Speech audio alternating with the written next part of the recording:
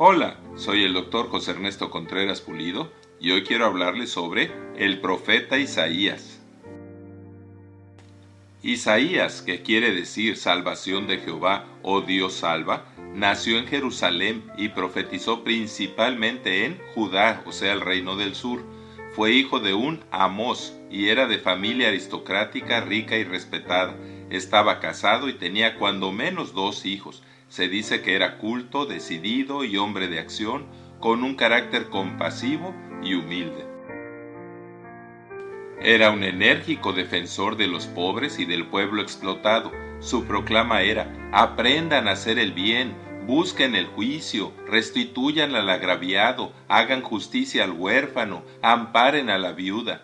Vengan luego, dice Jehová, y estemos a cuenta. Si sus pecados fueren rojos como la grana y el carmesí, serán emblanquecidos como la nieve y la blanca lana.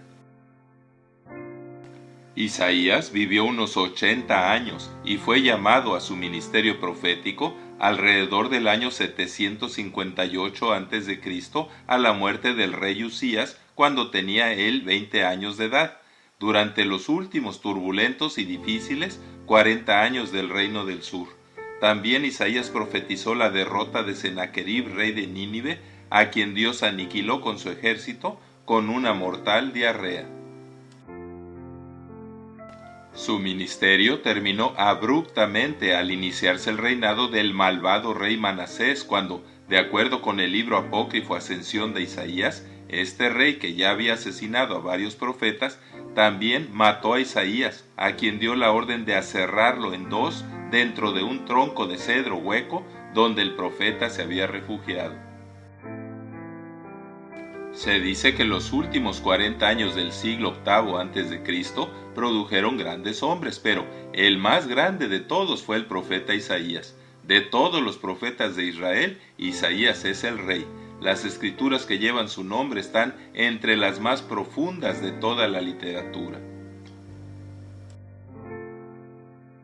Elmer A. Leslie dice que Isaías es el Pablo del Antiguo Testamento. El libro de Isaías está en el Antiguo Testamento como el libro de Romanos está en el Nuevo Testamento. Es un libro lleno de una rica verdad teológica. Es el profeta de la redención, por lo que se considera el profeta mesiánico o evangélico por excelencia. Scofield agrega: en ninguna otra porción bíblica escrita bajo la ley encontramos una visión tan clara de la gracia divina. Isaías proclama que la historia del mundo tiene significado solamente a la luz de la misión trascendental o redentora del pueblo de Israel y del siervo de Jehová, que es el Mesías. Los escritores del Nuevo Testamento citan 21 veces el libro de Isaías. Isaías resalta la indignidad humana ante la santidad absoluta de Dios. 25 veces dice el Santo de Israel. Él anuncia la grandeza de Dios, Señor del mundo y de la historia, y la necesidad de proclamar su gloria al universo entero. Jerome escribió: Isaías no compuso una profecía, sino un evangelio. Los padres de la iglesia le llamaban el Evangelio según San Isaías. Isaías es considerado un héroe nacional y el más grande de los profetas de Israel, de todo el mundo y de todos los tiempos, así como también un clásico de la literatura hebrea por la pureza y belleza literaria de sus escritos, la variedad de sus ricos simbolismos y el asombroso y exacto cumplimiento de sus extensas profecías, predicciones u oráculos.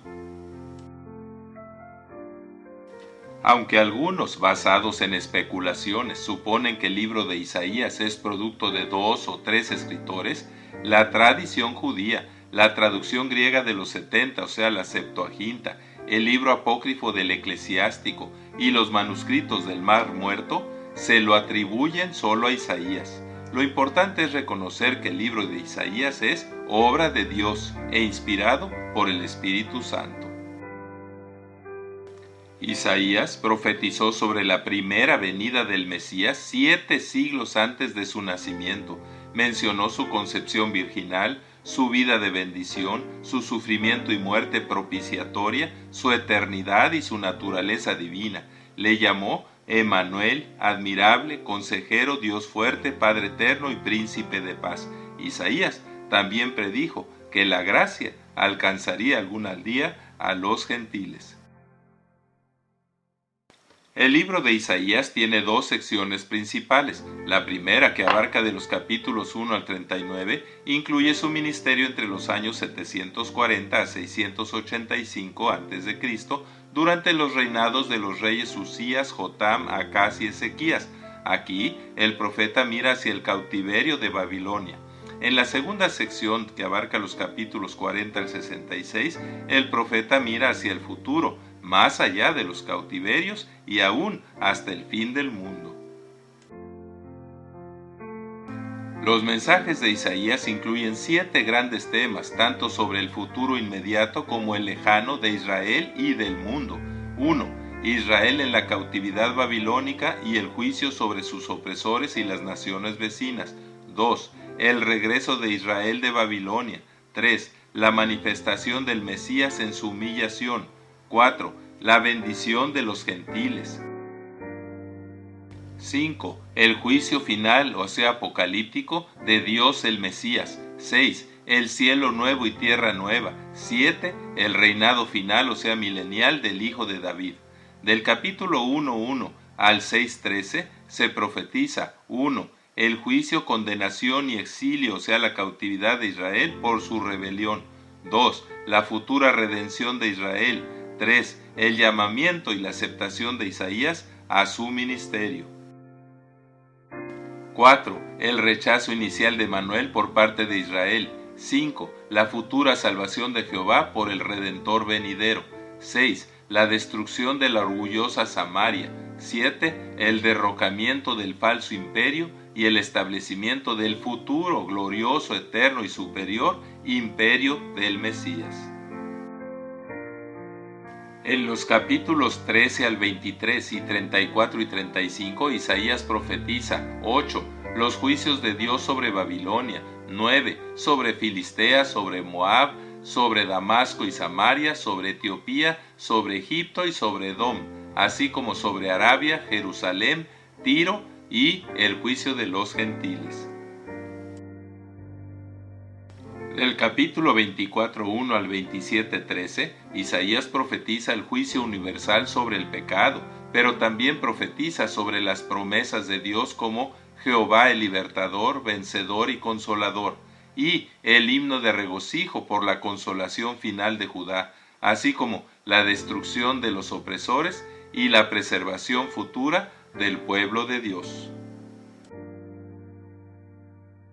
En los capítulos 28 al 30, Isaías profetiza ayes contra los borrachos y burladores, contra los que pretenden engañar a Dios y contra los que confían en humanos y no en Dios. También profetiza la liberación futura que vendrá por la gracia de Dios y el castigo de los traicioneros y el triunfo final de Cristo.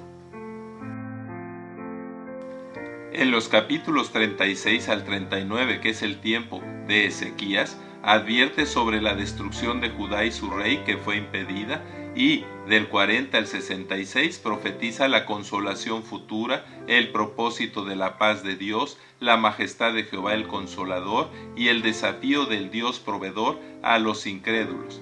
También profetiza sobre el siervo de Jehová, tanto el individuo como la nación de Israel.